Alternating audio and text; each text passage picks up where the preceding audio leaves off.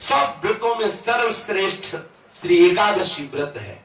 समस्त विश्व में कोई ऐसा नहीं जो एकादशी व्रत की महिमा न जानता हो। एकादशी का प्रादुर्भाव और एकादशी जी की जो महिमा है उसके विषय में थोड़ी चर्चा करते हैं। सतयुग में शंखासुर का पुत्र मुर नामक दैत्य हुआ।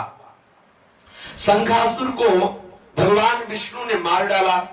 इससे मुर को बड़ा दुख हुआ। इसका बदला लेने के लिए वो वन में जाकर मुर दैत्य घोर तपस्या करने लगा। उसके तपस्या से संतुष्ट होकर सर्व सामर्थ्यशाली भगवान ब्रह्मा जी उसके समीप आए और उससे कहा कि तुम वरदान मांग लो। यह सुनकर मुर दैत्य बोला कि हे वरदाता नाथ, देवता, दैत्य, मुनि, मनुष्य, शिव, विष्णु और बड़े बड़े लोकपाल, दिक्पाल, जहां तक आपकी सृष्टि है, मुझे कोई समर में ना जीत सके ना कोई मार सके, ऐसा वरदान दीजिए। इतना उसने तप किया मुर दैत्य ने कि भगवान ब्रह्मा को विवश होकर के ऐसा ही हो तथास्तु, ऐसा ही हो कहना पड़ा। अब ब्रह्मा जी ऐसा कह करके अपने लोक को चले गए। अब जो असुर है वो वर पा करके बड़ा बलवान हो गया। जिस लोकपाल के पास जाता ललकार कर उसे परास्त कर देता, क्योंकि मर सकता नहीं। ब्रह्मा जी ने ऐसा वर दिया है। लोकपालों को जीतकर समस्त लोकों पर अपना उसने अधिकार कर लिया और समस्त लोकपालों के पद पर वो दैत्यों को नियुक्त करता। दैत्य सदैव विपरीत भावना वाले समस्त ब्राह्मणों को, भक्तों को, गाय को, ऐसे सब संतों को सताना, मारना, काटना, महान अत्याचार मुर दैत्य के द्वारा फैल गया। दुखी होकर के समस्त देवता भगवान शंकर जी के पास गए। भगवान शंकर जी सबको आश्वासन दिए, क्योंकि वो कल्याण स्वरूप है। जब जब कोई भारी विपत्ति पड़ती है तो समस्त देवता महादेव जी के पास जाते, फिर महादेव जी उपाय बताते। जैसे समुद्र मंथन के समय हलाहल विष निकला तो किसी भी देवता की ताकत नहीं कि चख सके। महादेव जी के पास गए और प्रार्थना की तो आज भी भगवान शिव को नीलकंठ कहा जाता है, उसे धारण करते हैं। यद्यपि इनकी सेवा है सृष्टि का संहार करना, पर सृष्टि की रक्षा जहां कोई नहीं कर पाता वहां ये करने के लिए बुलाए जाते। हलाहल विष पीने के लिए किसे बुलाया गया? इन्हीं को तो बुलाया गया। सब देवताओं ने भगवान शंकर से कहा हमारी रक्षा करो। भगवान शंकर ने आश्वासन दिया और स्वयं देवताओं एवं अपने पार्षदों के सहित युद्ध के लिए ललकारा।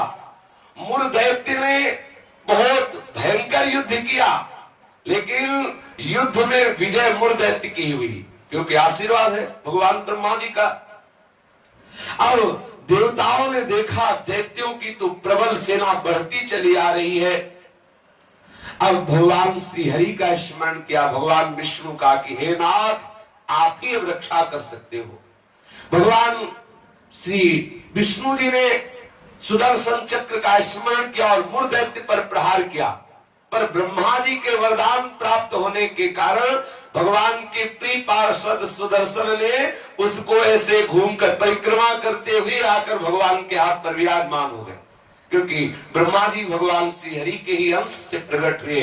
वरदान की मर्यादा रखने के लिए सुदर्शन चक्र जी समीप से जाकर वापस आ गए, लेकिन मुर दैत्य को मारा नहीं। अब तो हाहाकार मच गया कि अब ये प्रलयंकारी दैत्य जब भगवान शिव के वश में नहीं हुआ, बड़े बड़े लोकपालों को अपने अधीन कर लिया और भगवान विष्णु का सुदर्शन चक्र भी वापस हो गया, अब क्या होगा?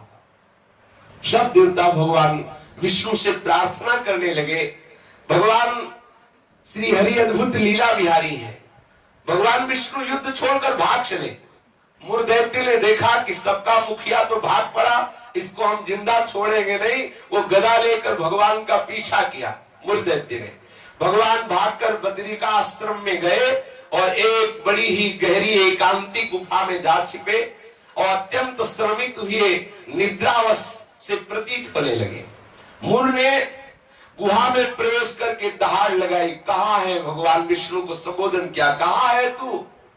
उसी समय भगवान के हृदय से एक दिव्य शक्ति प्रकट हुई और वो शक्ति कन्या के रूप में प्रकट होकर अपने परम तेज एवं दिव्य आयुधों से एक क्षण में मुर दैत्य को मार गिराया। क्षण में दैत्य को मार गिराया। भगवान विष्णु के हृदय से एक दिव्य शक्ति प्रकट हुई, जिसने कन्या रूप धारण किया और अपने दिव्य शक्ति से उस मूर दैत्य को क्षण मात्र में सेना से नाश कर दिया। उसी समय देवताओं ने पुष्पों की वर्षा की और उस देवी की स्तुति की। स्तुति सुनकर श्री भगवान जग गए। भगवान विष्णु ने देवताओं से कहा, तुम किसकी स्तुति कर रहे हो, क्या हुआ? बोले, प्रभु आपके हृदय से ये कन्या प्रकट हुई और इसने सब दैत्यों का नाश कर दिया और मूर दैत्य को भी मार दिया। भगवान ने कहा कि ये कन्या जो हमारे हृदय से प्रकट हुई, ये एकादश तिथि को प्रकट हुई, 11 को, इसीलिए इस कन्या का नाम होगा एकादशी। और हे एकादशी, तुम अष्ट सिद्धियों और 9 निधियों की स्वामिनी होगी। तुम में इतनी सामर्थ होगी कि जो तुम्हारा व्रत रखेंगे उनके चरणों में मोक्ष लुटेगा। एकादशी का महत्व है उसके चरणों में सर्वपाप प्रशमनम पुण्यमात्यंतिकम तथा गोविंद स्मारणम मेकादश्यामुपोषणम। जो एकादशी का उपवास करेगा वो निष्पाप हो जाएगा। जो एकादशी का उपवास करेगा वो बड़ा पुण्यात्मा होगा। जो एकादशी का उपवास करेगा उसे गोविंद के चरणारविंद की भक्ति प्राप्त होगी। श्री भगवान विष्णु ने कहा, जो तुम्हारा व्रत करेगा वो चाहे स्त्री हो चाहे पुरुष हो, वो जो कामना करेगा उस कामना की पूर्ति हो जाएगी। यदि कोई कामना नहीं करेगा तो मेरी भक्ति प्राप्त हो जाएगी। एकादशी व्रत 3 दिनों के साथ होने वाला बताया। 10वीं से व्रत का उपक्रम शुरू होता है और द्वादशी को उस व्रत का उपक्रम पूर्ण होता है। 10वीं के दिन एकादशी के पहले आस्यम मांसम मसूरान्नम चरकान क्रोधमास तथा साकम मधुपरान्नम च पुनर्भोजन मैथुने दशम्याम 10 वस्तूनि वर्जयेद् वैष्णवः सदा। जो एकादशी व्रत रहे उनको चाहिए कि 10वीं की तिथि में वो कांसे के पात्र में कुछ पावे ना, मसूर की दाल न पावे, कभी मांस का स्पर्श भी न करे, पाने की तो बात जाने दो, चना न पावे, कोदो न पावे, कोई साग न पावे और शहद न पावे और किसी दूसरे के द्वारा दिया हुआ भोजन न पावे और 2 बार भोजन न पावे और मैथुन न करे। ये 10वीं की तिथि में ऐसा नियम धारण करें। फिर द्वितीयां च निंदां च तांबूलम दंतधावनम परापवादम पैशून्यम स्तेयम हिंसा तथा रतिम कोपम हृणितवाक्यम च एकादश्याम विवर्जयेत्। अब एकादशी के दिन 10वीं के दिन ऐसे नियम से रहे कि कांस के पात्र में कुछ पावे ना, मसूर की दाल ना पावे, मांस का स्पर्श भी न करे, चना ना पावे, कोदो न पावे, कोई साग न पावे, शहद न पावे, दूसरे के द्वारा दिया हुआ कुछ न पावे और 10वीं को 1 बार भोजन करे, मैथुन क्रिया न करे। तब एकादशी के दिन ये नियम ले कि कभी जुआ ना खेले, ना किसी को खेलता हुआ देखे। एक बार दृष्टि पर जाए हटा ले, जैसे लोग ताश वगैरह खेलते।